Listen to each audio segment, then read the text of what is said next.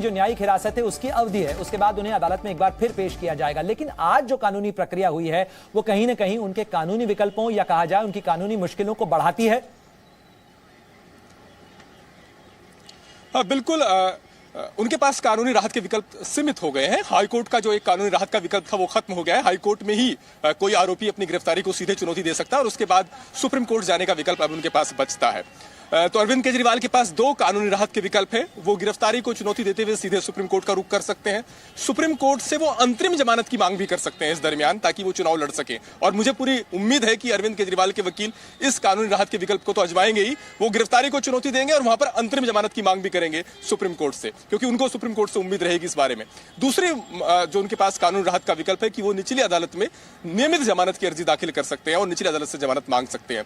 आज कोर्ट ने जो कहा है प्रणय, वो बहुत महत्वपूर्ण है। कोर्ट ने कहा कि यह मामला अरविंद केजरीवाल बनाम केंद्र सरकार नहीं है, यह मामला अरविंद केजरीवाल बनाम ईडी है।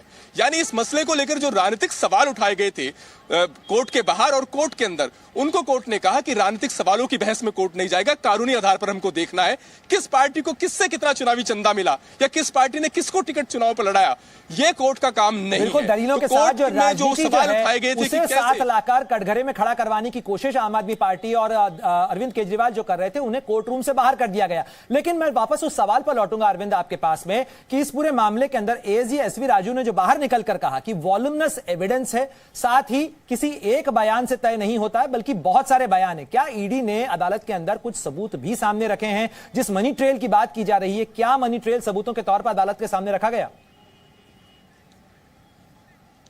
हाँ बिल्कुल, जब सुनवाई चल रही थी आपको याद होगा कि कोर्ट ने कहा था कि हम आदेश सुरक्षित रखने से पहले केस की फाइल को देखना चाहेंगे और उस पर एएसजी एसपी राजू का यह कहना था कि आपके इस सवाल को हम नोट कर लेते हैं और हम फाइल से संबंधित अंश आपको दिखा देंगे। तो जरूर कोर्ट ने केस की फाइल को देखा है और ईडी का यह कहना रहा है कि इस मामले में जो गोवा में चुनाव प्रचार में जो लोग लगे थे उनको नगद पैसा पहुंचाया गया और ये वो लोग थे जिनको सीधे सैलरी आम आदमी पार्टी से आती थी, उनके खातों में आम आदमी पार्टी से सैलरी आती थी, उनको नगद पैसा दिया गया। वहां पर वेंडर्स को, चुनावी प्रबंधकों को जो पैसा पहुंचाया गया वो भी नगद में लेन देन हुआ।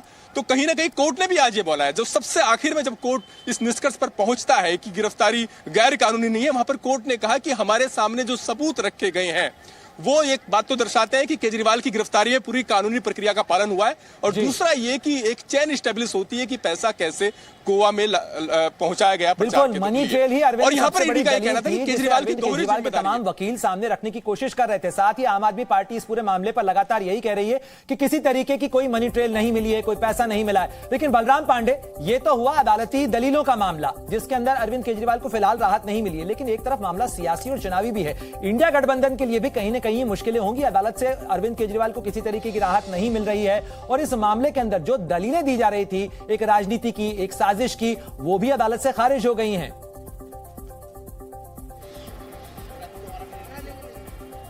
देखिए प्रणय, हम अगर पिछले कुछ दिनों की बात करें, जब संजय सिंह की गिरफ्तारी हुई थी तो संजय सिंह ने अपनी गिरफ्तारी को चुनौती दी थी। हाई कोर्ट गए थे, सुप्रीम कोर्ट गए थे और दोनों जगह से उनकी अर्जी खारिज हो गई थी। लेकिन जब वो अपनी नियमित जमानत के लिए निचली अदालत गए, उसके बाद हाई कोर्ट गए और उसके बाद जब वो सुप्रीम कोर्ट पहुंचे तो 6 महीने बाद उन्हें सुप्रीम कोर्ट से राहत मिली और उन्हें नियमित जमानत मिली शर्तों के साथ। और जिस तरीके से अपनी गिरफ्तारी को चुनौती अरविंद केजरीवाल ने हाई कोर्ट में दी है और जिस तरीके से हाई कोर्ट में ईडी ने विरोध दर्ज कराया और कहीं ना कहीं कहा कि जो उनकी गिरफ्तारी है वो पूरी तरह से सही है और कोर्ट ने ईडी की दलीलों को माना और जिस तरीके से ईडी ने अपने सबूतों को कोर्ट के सामने रखा, अपना पक्ष रखा और कहा, उसको मानते हुए उनकी अर्जी खारिज की है। हालांकि अभी सुप्रीम कोर्ट का दरवाजा खुला हुआ है अरविंद केजरीवाल के पास और वो सुप्रीम कोर्ट जा करके अपनी गिरफ्तारी को चुनौती दे सकते हैं। लेकिन अगर उन्हें अपनी नियमित जमानत अर्जी दाखिल करनी होगी तो उन्हें निचली अदालत का रुख करना होगा, यानी राउज एवेन्यू कोर्ट जाना होगा और जो प्रक्रिया है कि निचली अदालत पहले जाएंगे, अगर वहां राहत नहीं मिलती है तो भी हमारे साथ जुड़ गई हैं। शाजिया का भी रुख कर लेते हैं। शाजिया, आज अदालत के अंदर जो राजनीतिक दलीलें अरविंद केजरीवाल उनके वकीलों की तरफ से रखी गई थी अदालत में, तो वो तमाम दलीलें आज खारिज हो गई। जाहिर तौर पर एक तरीके से कहा जाए कि आप लोग जो राजनीतिक आरोप या कहें कि जो राजनीतिक कैंपेन चला रहे थे उसके लिए तो एक बल मिल गया है। जी बिल्कुल, दिल्ली हाईकोर्ट ने साफ तौर से भी कहा है कि जो रिमांड हुई है मुख्यमंत्री के अरविंद केजरीवाल जी की, उसे किसी भी तरह से गैर कानूनी नहीं करार किया जा सकता। और ये भी कहा गया है कि ये पूरा मामला जो है केजरीवाल जी और सेंट्रल गवर्नमेंट के बीच का नहीं है, तो इस तरह की दलीलें ना दी जाएं, क्योंकि ये पूरा मामला केजरीवाल जी और ईडी के बीच में है। और दिल्ली हाईकोर्ट ने इसे साफ तौर से रखा है कि कानून जो है सबके लिए बराबर है, उसके मापदंड सबके लिए बराबर है। ये कोई खास कानून जो है और स्पेशल प्रिविलेजेस, खास प्रिविलेजेस नहीं दे सकता चीफ मिनिस्टर को। कानून साधारण नागरिकों के लिए और मुख्यमंत्री के लिए बराबर है। जब एक और दलील दी गई और ये कहा गया कि किस तरह से टाइमिंग हुई है इस अरेस्ट की, तो और क्योंकि लोकसभा इलेक्शंस हो रहे हैं, तो उसके बारे में भी कोर्ट का ओपिनियन और राय बिल्कुल साफ थी।